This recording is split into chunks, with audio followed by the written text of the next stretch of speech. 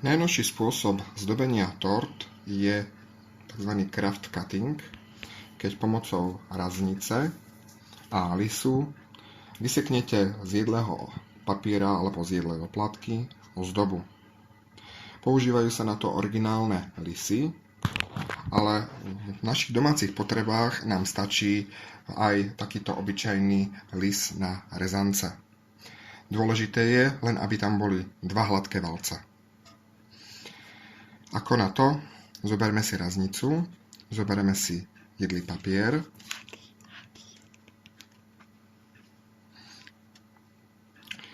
keď robíme niečo, čo má takéto zložité ornamenty, tak použijeme radšej hrubý jedlý papier.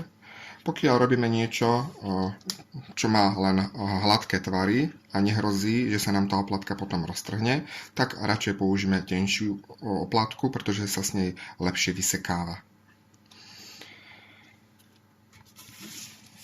Zoberme si raznicu, jedlý papier, nastavíme si list tak, aby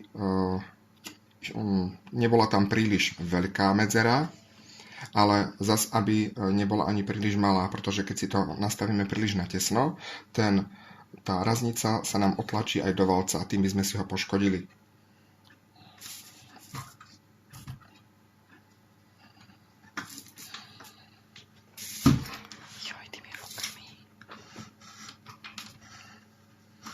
Odbehneme raz, môžeme vrátiť naspäť.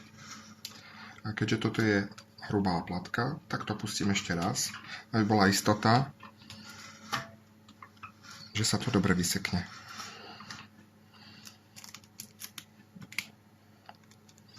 A potom už len ozdobu vylúpneme, zoberieme si ihlu alebo šidlo a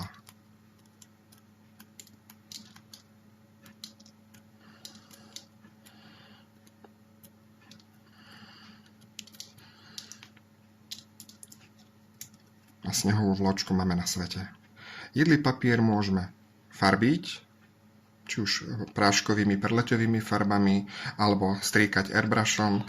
Pri striekaní a použití tekutých farieb môže ale dôjsť k skrúteniu tohto papiera, preto radšej odporúčam púdrové farby.